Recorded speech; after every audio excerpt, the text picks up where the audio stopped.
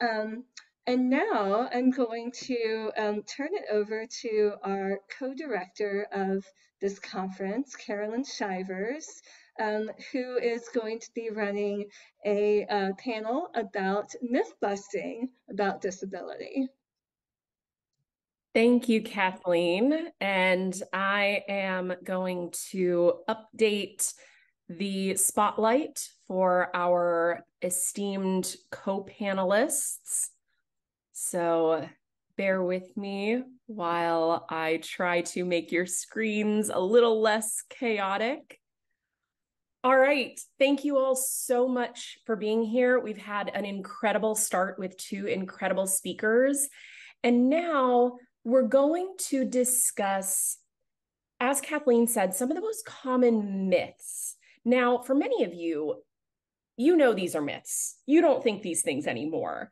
So, in that case, for those of you who have already confronted these, what we're going to hopefully provide you is some concise and realistic responses that you can use when people approach you with these myths, which are based around the idea that accommodations are either not necessary or are not beneficial to students or are actually harmful to students. So I'm going to share my screen and then we will get started. All right, so I'm going to have my co-panelists introduce themselves. We are all, I venture to speak for us, we are all proud members of DARN, and we have all been involved in various ways creating this conference back from the original conceptualization. So just going in alphabetical order, Dr. Rosa, can you introduce yourself, please? Sure. Thank you very much, Carolyn. So my name is Nicole Rosa, and I am an associate professor of psychology at Worcester State University in Worcester, Massachusetts. I have my PhD in developmental psychology from Brandeis, and in a prior life, prior to joining academia, I worked as an outpatient mental health clinician and have my MSW from Boston College. In addition to teaching at Worcester State, I also am the director of our honors program, and I am the faculty advisor to our campus DAPI group, which is the National Honor Society for Students with Disabilities. All right, Dr. Rubin. Great. It's such a pleasure to be here. My name is Lisa Rubin. I'm an associate professor of psychology at the New School for Social Research. I'm a clinical psychologist by training. I did my training at Arizona State University. And my research sort of brings together, I sort of situate myself as a feminist psychologist, feminist health psychologist, and I'm really interested in bringing together work in feminist psychology and disability studies. So that's sort of what brought me to DARN, in addition to really my students bringing me to DARN, and really thrilled to be here on the panel. Thank you. And I am Dr. Carolyn Shivers. I'm currently an associate professor of psychology at Niagara University in Western New York. I am a developmental psychologist by trade. I got my master's and PhD at Vanderbilt University. And in my previous faculty position at Virginia Tech, I developed and directed the undergraduate minor in disability studies. So not only did I spend a lot of time thinking about how to make my classes inclusive, I spent a lot of time defending why I was making my classes inclusive. So as a reminder, because this is a panel to encourage and model accessibility, we will be identifying ourselves each time we start speaking. So when I take over, I will say, this is Dr. Shivers, etc. So let's get started with our first myth. And that is that disability, particularly among students, particularly at the higher education level, just isn't that common. Wonderful. And I will begin to take this one on. This is Lisa Rubin speaking. And in terms of, should I offer a physical description? I'm sandy blonde, shoulder length hair. I am white presenting, and I am identified, my pronouns as she, her. And I will begin, I think, to try to take on myth number one, and hope that others certainly can weigh in if there is more to say. But I wanted to just begin to address this with numbers, which is to say that disability is common. It is objectively common among our students. Approximately 20%, technically 19.4% of of undergraduate students, according to the National Center for Education Statistics, identify as having a disability or identify as disabled. That's among undergraduate students. Among graduate students, 12%, 11.9% technically, also identify as disabled. So disability is as common as many of the social identities that we think about as central and important to a diverse campus, in terms of representation. So disability is common. And I think we're actually likely to see those numbers increase over time as well. We have seen those numbers increase due to a combination of more people identifying, understanding themselves in relation to, self-identifying as disabled. And also, because with, we've seen more children, in the public school system, receiving services. So for example, approximately 15% of students currently, or in the year 2021, 2022, receive special education or related services in the US public schools. That number is up from 13%, which basically translates into almost 1 million children, 1 million students. So, again, reflecting likely a combination, of better, identification and increased availability of services. So, so not only is disability common, it's likely to be more common also as campuses, certainly post-COVID or peri-COVID, have also, realized that accommodation, in relation to physical disability as well, is something that they can achieve, and or at least are working more towards it. So, right, the university itself, universities themselves are likely to be increasingly accessible. Students are also, increasingly, able to access services that they need. So, why might we think, I wanted to sort of address that though, why might we think disability is not that common among students? So first, I just want to acknowledge that most disability centers on campuses are incredibly under-resourced. They may also be centers that are helping students access accommodations through the classrooms, but maybe not necessarily centers for community, as we spoke about, and that centers for community may be less common, less central on campus, may not exist on campus. So visibility matters, resources matter. So it may, if to the extent that that this is a myth, that if not, that, again, I think, as Carolyn said, we know that disability is not uncommon, but people may not, even folks who don't think disability is uncommon, may not realize how common disability is among our students, and that, and so recognizing that. So, the role of resources, the role of just, standing on the shoulders of everything that has already been said, the role of stigma. And so knowing that, many disabilities are not visible. And so to the extent that disability remains stigmatized, that, students may not share other than with their professor privately. And even then, not always that they're coming to class with a disability, and there may not be a sense of community So stigma and visibility remains another reason that disability may be perceived as uncommon on campus when it's not. And those are all things that I mentioned those, they're all things that can be addressed.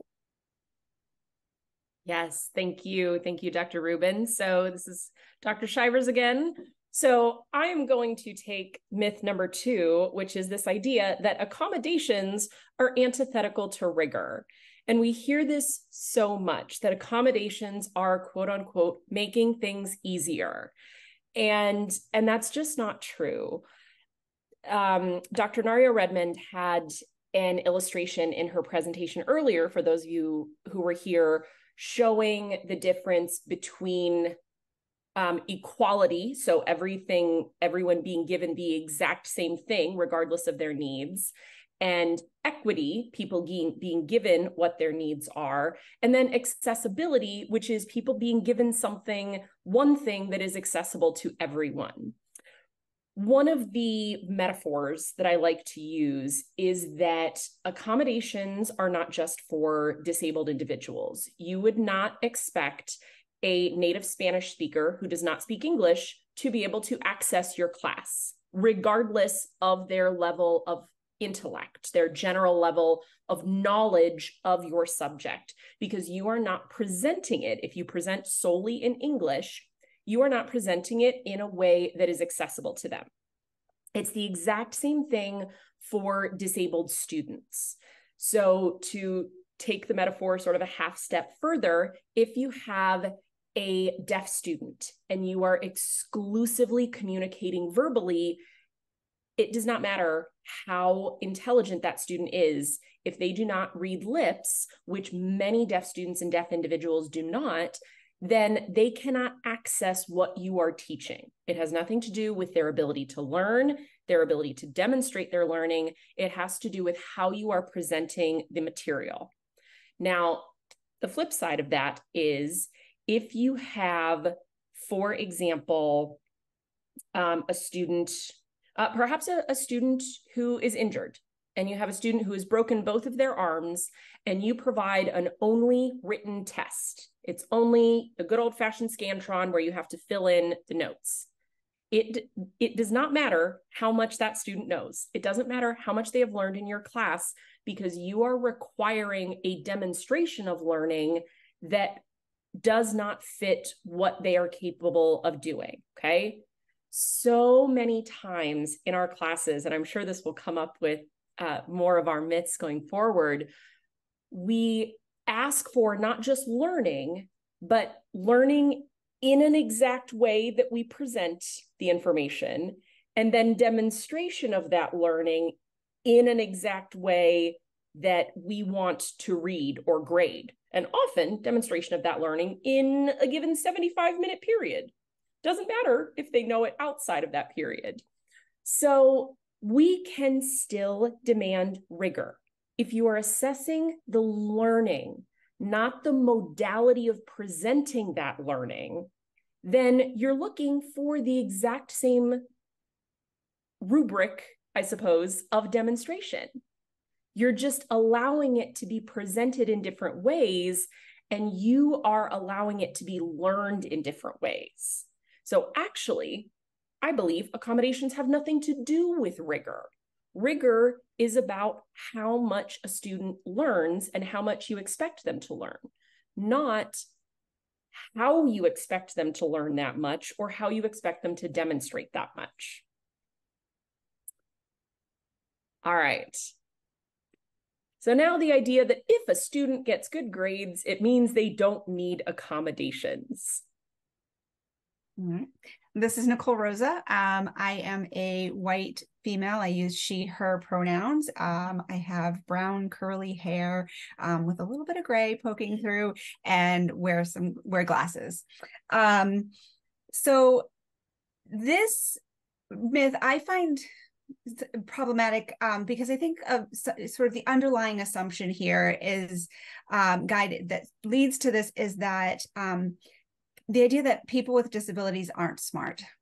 on that, if somebody is able to get good grades, that there isn't any way that we could possibly think that they would have some sort of disability. And so there's no reason that they would need accommodations.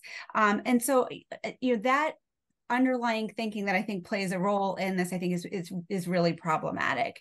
And as both Dr. Shivers and Dr. Rubin have talked about already, and you've heard about in previous sessions, that accommodations do so much more to allow students to really demonstrate their full ability, and to earn those good grades. And that very often for students, when they do not receive those accommodations, they aren't able to demonstrate their ability. So, to sort of build off of Dr. Shivers' example of a student with who has 2 broken arms, if you give them a test that requires them to write out their responses, they're going to fail.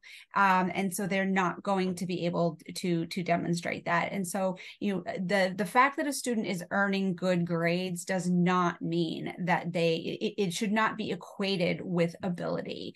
And so that I think that is really one of the things that makes this myth particularly problematic, that grades do not necessarily are not an indicator of somebody's ability status.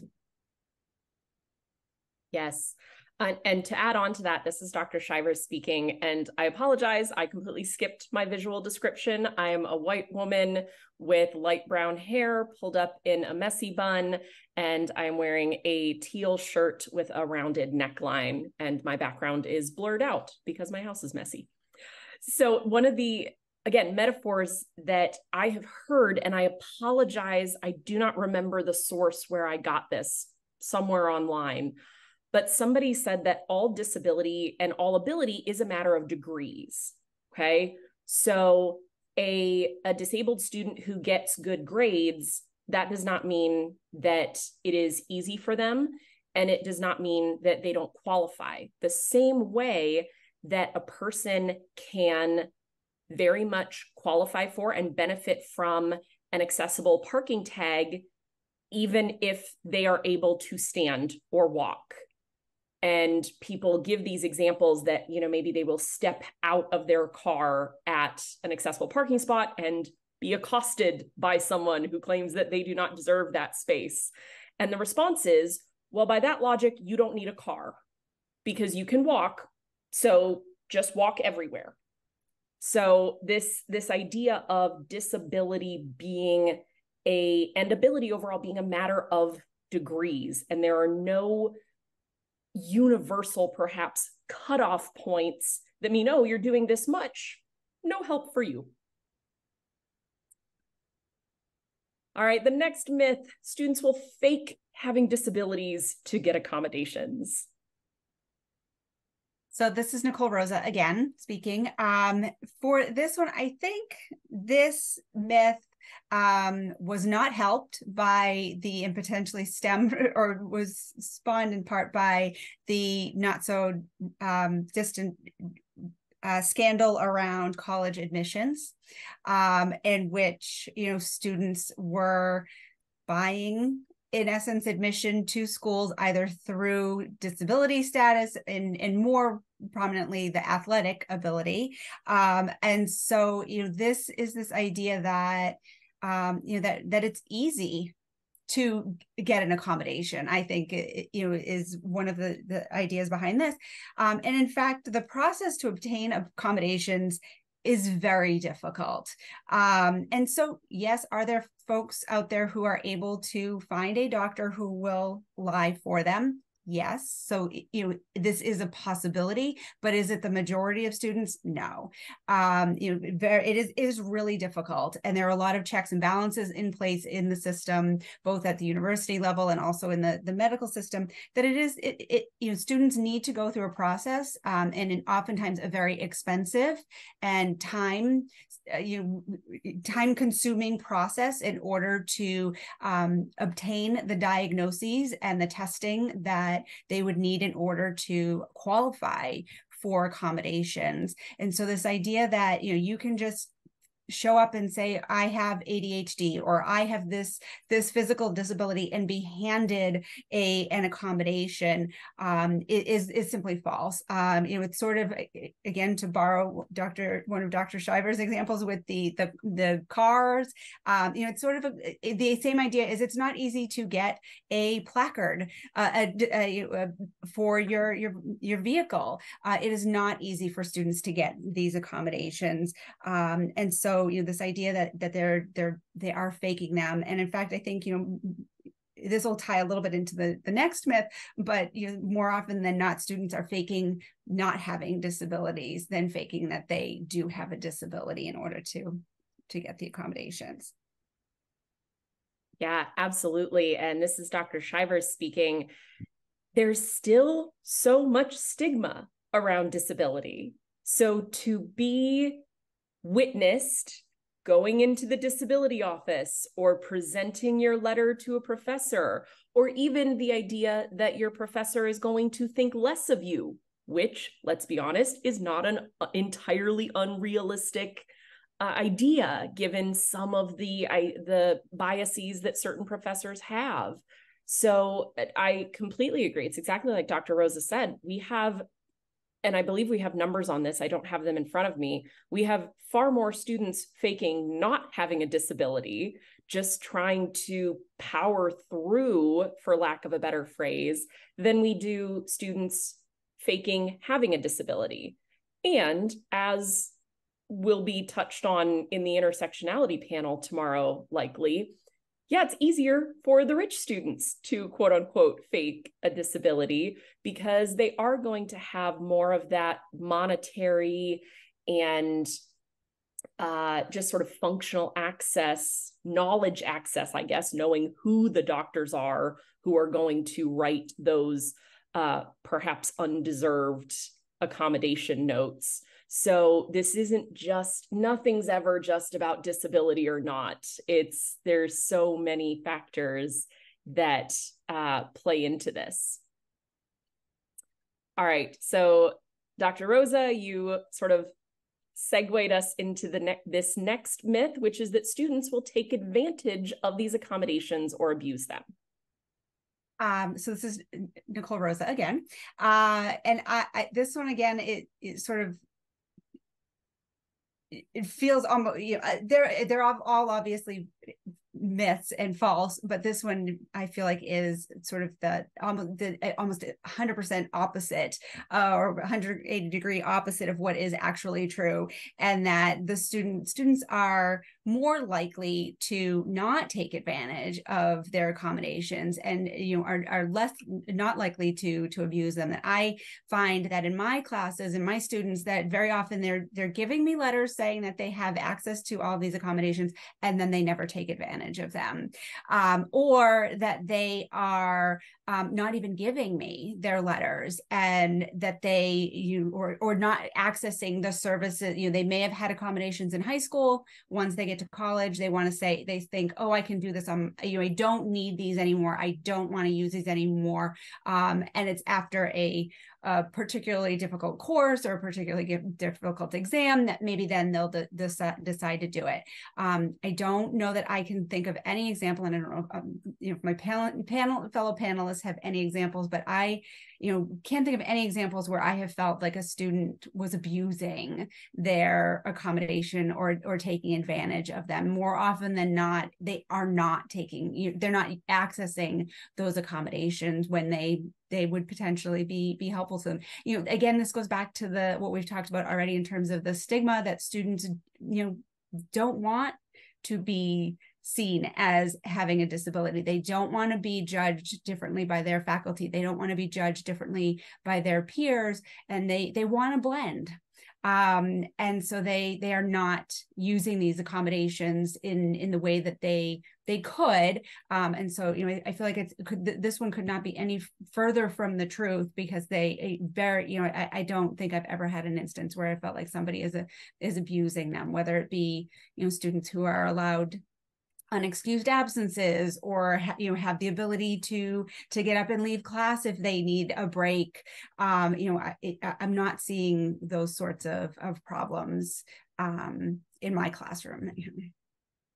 I think piggybacking on that, and the way that myth 4 and myth 5 kind of connect, as has been said, but I think students are aware of the perception that they could be faking and, or abusing or misusing them. And so really limit, and I've certainly seen this, both clinically as well, in working, with clients as well as in my classroom, where you hear, somebody struggled on an exam and, okay, did you use your accommodation? Right, because there wasn't enough time. Did you use your accommodation? Oh no, I think that only applied to exams, but this was an in-class test, written test. And it's like, no, but where did you get the idea that it only applied here or there? Well, I didn't know, so I didn't want to push it, right? So I think that the fear of being perceived as taking advantage really contributes, I think, to underutilization.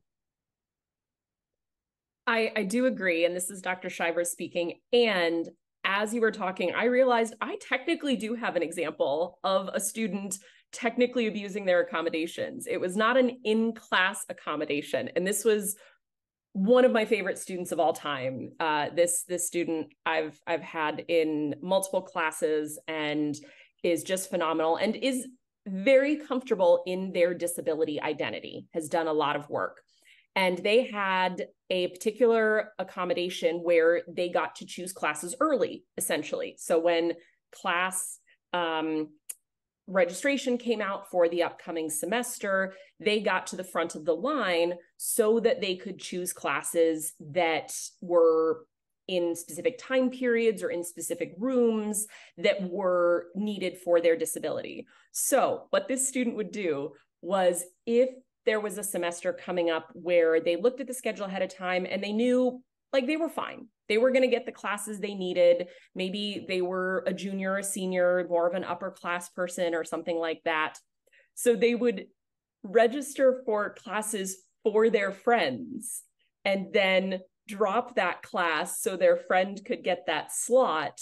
And then they would go and register for their other classes. So technically that is taking advantage of the system.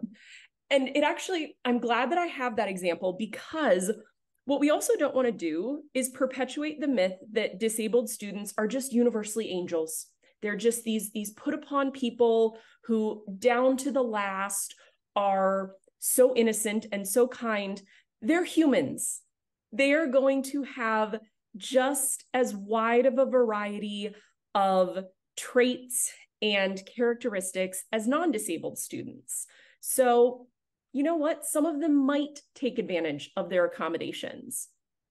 What I tell both students and other faculty is that you have to decide where you are going to draw the line. Is your goal in your class to gatekeep, to make sure that absolutely no one ever gets any undue benefit? Okay.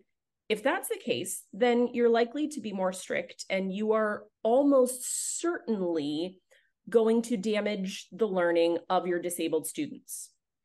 And based on, I think, all of the biases that we grow up with and are surrounded by, you're still going to end up unconsciously or subconsciously giving advantages to already privileged students, because that's what our society teaches.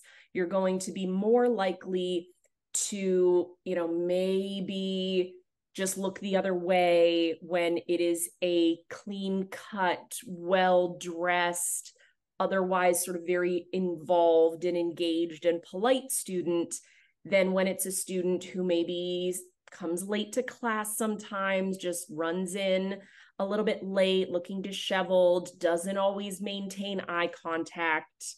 So we already have these biases built in. So even if you decide that gatekeeping is your job, you don't want anybody to pass this class who was not, again, quote unquote, 100% earned it. Or on the other end of the spectrum, you can decide that you want as many students to learn as much as possible from your class. So you're going to provide as many adjustments and flexible strategies as possible. And in that case, yes, people might be likely to take advantage of them.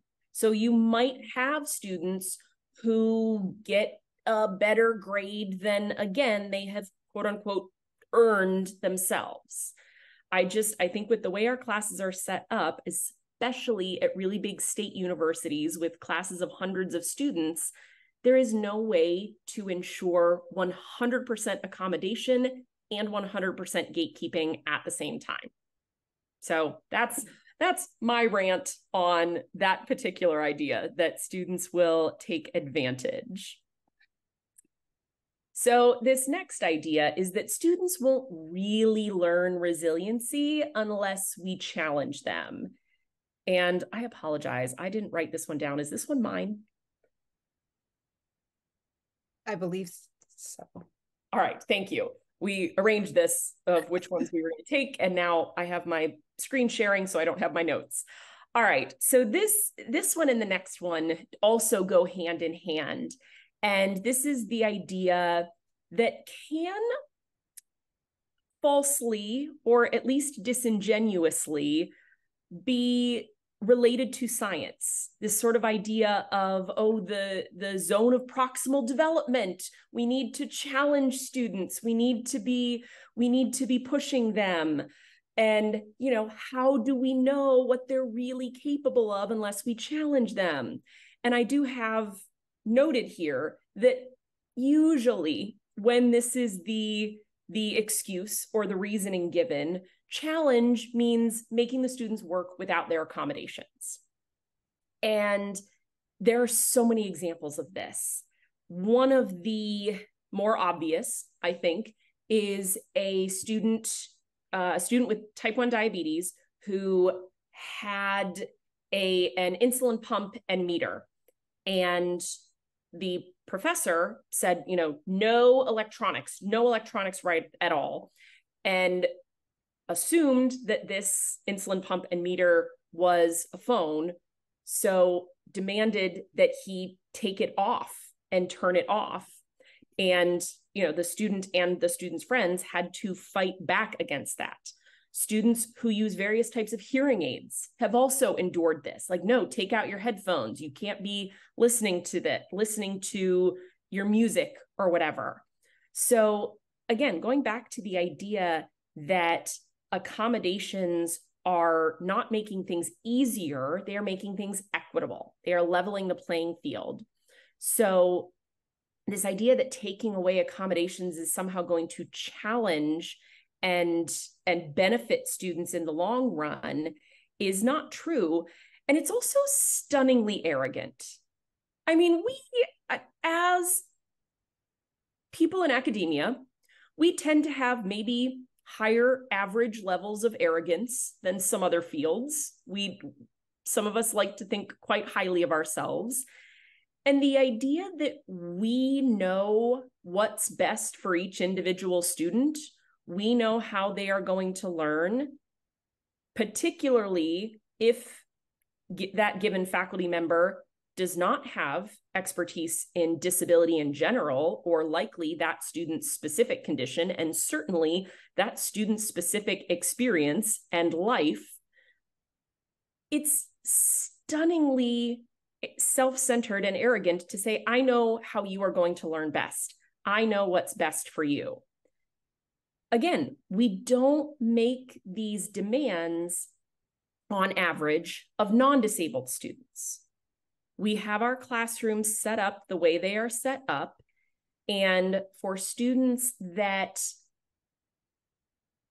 can learn the way we have set things up, we don't question them. We don't necessarily try to challenge them. We might tell ourselves that, oh, we're challenging them by the nature of our class, and that may be true in some situations, but we don't make these extra demands that we make of students with disabilities. And the last thing that I'm going to say about this is that, why is it our job to teach resiliency? Like, we do like to think as professors that we are teaching students more than just our specific subject. We're teaching them some life skills, we're teaching them application of our material. Maybe we're helping teach them good time management or study habits, whatever that may be. And unless that is built into our specific course, that we are going to try to teach that to everybody and try to monitor it for everybody, insisting that we are somehow teaching resiliency to disabled students by challenging them or by denying them their accommodations is an extra layer of inequality, because we are not then teaching our non-disabled students resiliency.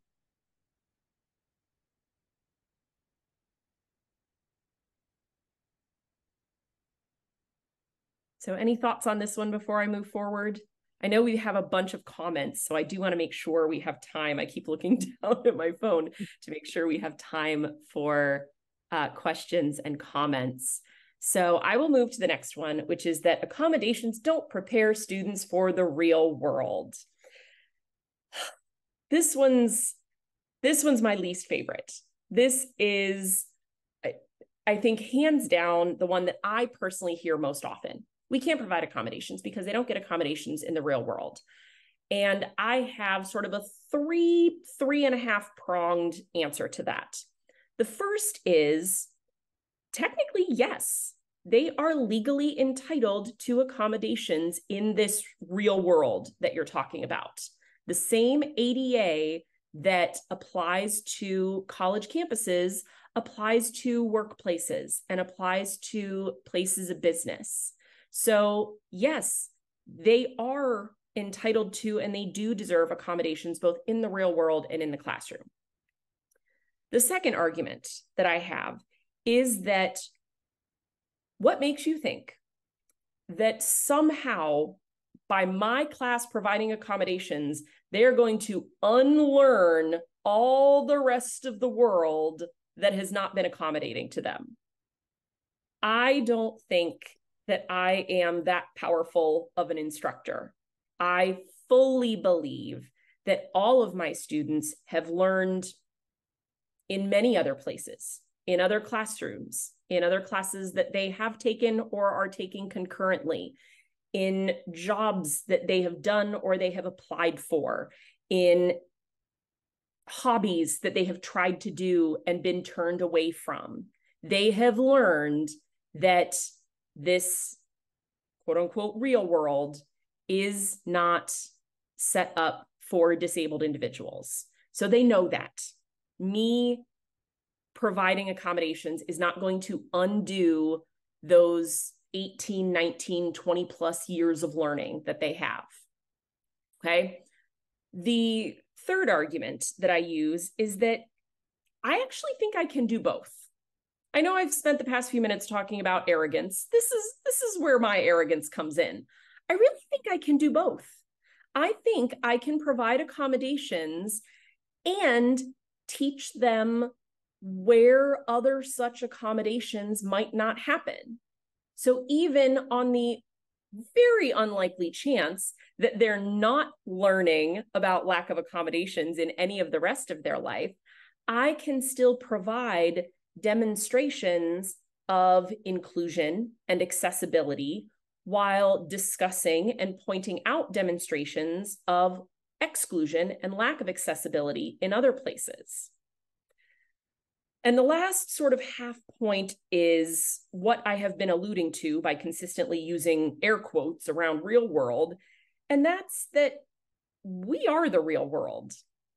This is my job. I'm pretty sure my job does not exist in a fantasy world. If it did, there would be significantly more nap time. So we are the real world. We are showing them that as people, as adults with jobs, we can set up our environments in ways that are inclusive, so that then when students leave school, which again is still the real world, and go out into the workforce, many of which they are already participating in, they can take maybe some of the examples that I have set and provide those to other people. So ideally, by creating and not only allowing, but encouraging accommodations and inclusion in our classrooms, we are creating this potentially small ripple effect of, okay, now go and do the same. This is possible. We have set it up in our real world. You can set it up in yours.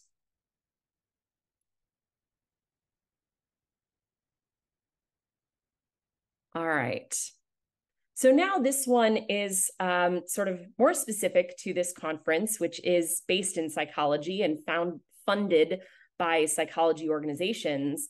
And that's this idea that somehow as psychologists, we're actually better at supporting students with disabilities than other faculty or instructors because of the nature of our field. Great. And this is Lisa Rubin. I will try to take this one on. And I wish I could say this was true. I wish I could say that there is evidence that relative to at least other academic disciplines, I'll compare us to our peers at least, that we were less likely in psychology to perpetuate or to not, or less likely to perpetuate any ism out there, right? And that we are better able to support minoritized students because we have a whole body of knowledge as part of our training to draw upon.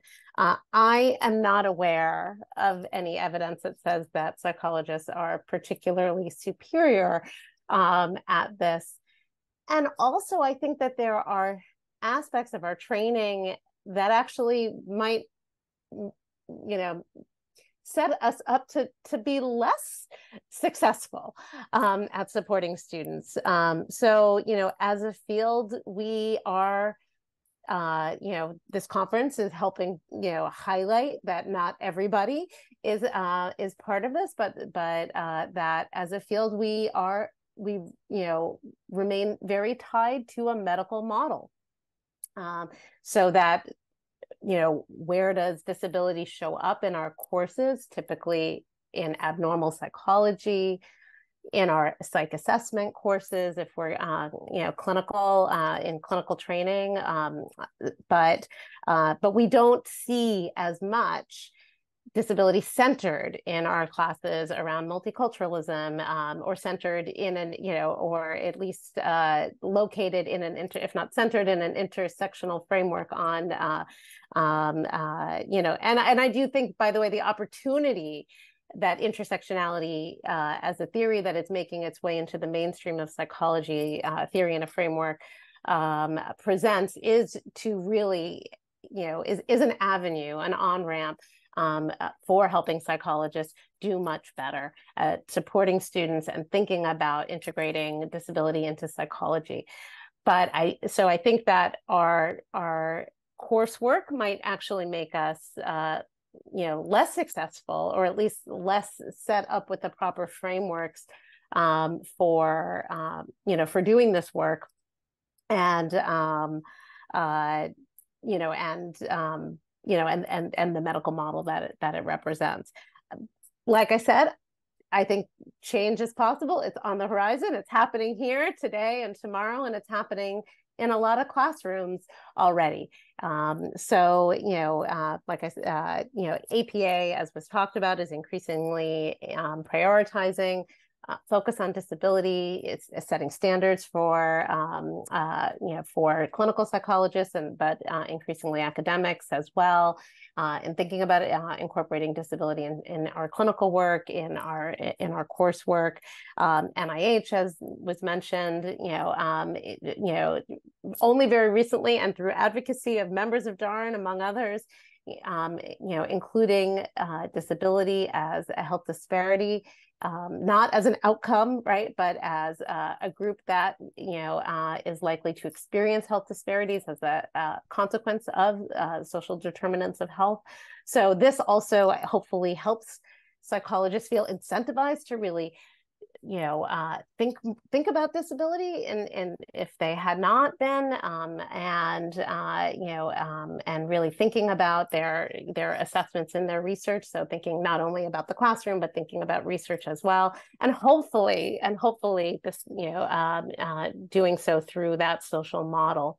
So you know, I think I don't believe that psychologists can necessarily, or at least the majority as a group, say that we are better than other disciplines. But I think that we increasingly, hopefully, have the tools to be better, to do better.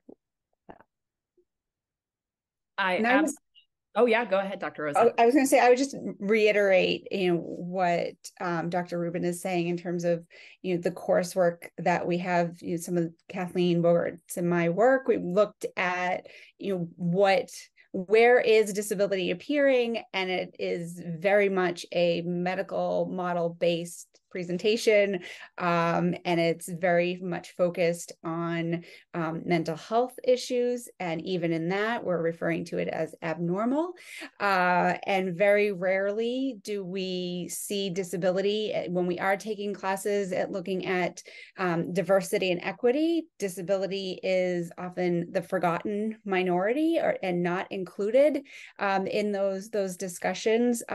So I do think that historically the field has not really focused on disability broadly, and in a from a social model or sort of positive way. And so I would echo everything that Dr. Rubin has said in terms of that we aren't necessarily, we might like to think we are, but we are not necessarily better prepared than anybody else. Yes. And I'm actually going to stop sharing so that maybe we can have more of us visible, because I know having so many spotlights makes the sidebar a little difficult. I would like to add to that last one that yes, we are psychologists and we have the tools, I think, to be more inclusive, and we still exist in the broader field of higher education. And higher education was designed to be exclusive. We think we are all trained implicitly and explicitly to think that we are the best of the best. And therefore, we must do things to ensure that we are still the best of the best. So if we were not allowed these types of accommodations, which many of us weren't, then we can't allow students now to have them, because that would dilute this degree that we're giving them. The pull of higher education is incredibly strong. So yes, thank you both so much. Those were excellent points. We have 2 participants with raised hands that I would like to get to. So Dr. Olken, what would you like to share? Hi, thank you for this talk. So I know of studies in medicine where it shows that first-year students have less negative attitudes than fourth-year students. And so there's something about the training that makes the attitudes change. I don't know of any study like that on psychologists, but I wonder if we would find the exact same thing, which is they come with whatever level, and then we teach them about psychopathology, and we teach them how to assess for autism, and we teach them about intellectual disabilities. And maybe, in fact, we're having the opposite effect of what we intended from the outset. I mean, I'd be willing to bet on that hypothesis that fourth-year students have more negative attitudes toward disability, particularly psychiatric disability, than first-year students. I really think that would be the case. And anybody that wants to take on that study, let me know, because I think that would be necessary and perhaps an eye-opener to those of us in psychology that, again, think we might be doing a pretty good job. And there's still, like Dr. Rubin and Dr. Rosa said, we're still using the medical model. There's still so many psychology faculty who have probably never even heard of the social model, much less been sort of truly exposed to it. Yeah, I mean, certainly it was not a component of my training, and I think right to the extent that, and it is not a standard pedagogy. Um, uh, it sort of becomes, if you happen to have somebody in your program who's doing this work, you may get a taste of it, but I think it is probably much more I mean, again, another great project, right? To really evaluate the curriculum with so many research projects on ourselves. I mean, the other thing I was thinking that I meant to say and I didn't say is we also don't receive any particular training in terms of as educators, right? I mean, I don't think that's true just for psychologists. I think that is true across the board in academia, that, there is not a ton of training in, we kind of get thrown into the classroom and you kind of sink or swim. Some programs I think offer more of, support and guidance just overall in developing your skills as in terms of teaching. But then on top of that, to think about, okay, what does it mean to teach an inclusive classroom? What does it mean, that is less focused on policing and more focused on learning, that becomes even more, just not built into to the work. And the other thing I was going to say, my brain is a little all over the place, but in terms of the stigma of our training and Dr. Olkin's comment, right, that even from the beginning, before they enter, we're sort of socializing them in, when folks are mentored, and how to write their personal statement, what to disclose and not disclose. And of course, like acknowledging that we're always showing students, you got to figure out your boundaries, but it is often that we send the message that there are certain things you can't talk about. And I think psychiatric disabilities, become especially those. So how do we help students say, you can talk about these issues? Of course, the work of psychologists is to figure out how to show you if they're processed, and you make meaning and you have boundaries, but that is not the same thing as saying, don't talk about how you're different, or in this way you can, but in this way you cannot.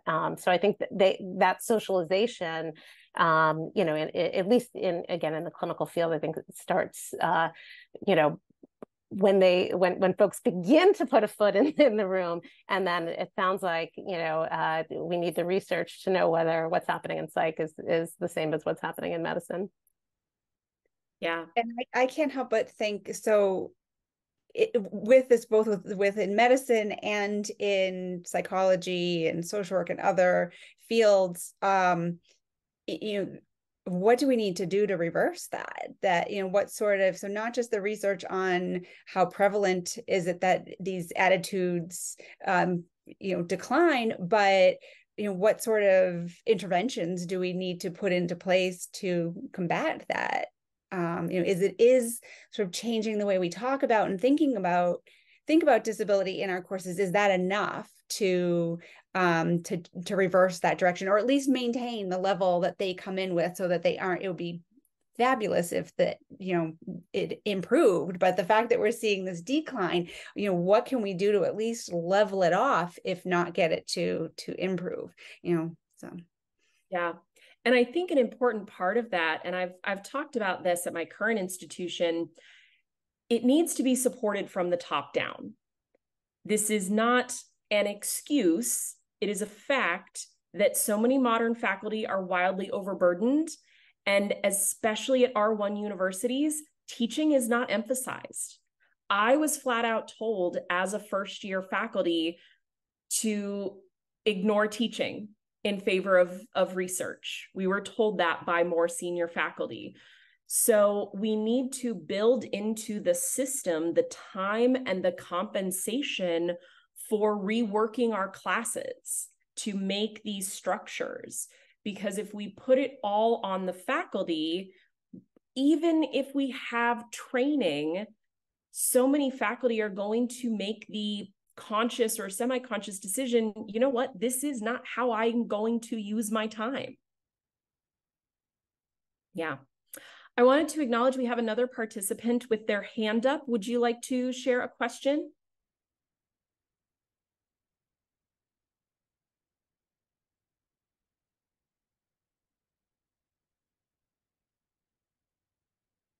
Yes, I see Talia.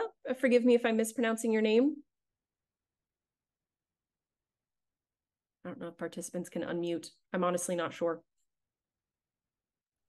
Talia, there's a question from someone named Talia. I don't know if we have two Talias, but there's a question in the Q&A. Wonderful. I can't unmute. I have to say allowed to talk. Hang on.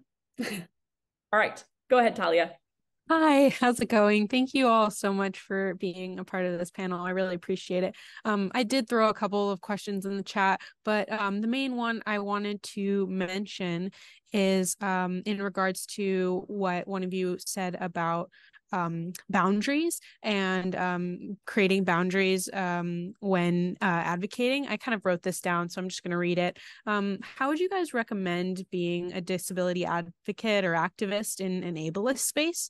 You mentioned boundaries, and as an autistic woman of color, I feel fearful about self-disclosing due to past ableist comments from classmates, but I really would love to use my voice to, communicate, like especially higher education for professors who maybe are using medical models and outdated references, but sometimes I can be a bit fearful about self-disclosure. So just wondering how you would recommend navigating that and navigating in maybe a space that isn't so receptive to neurodiversity and to disability in general.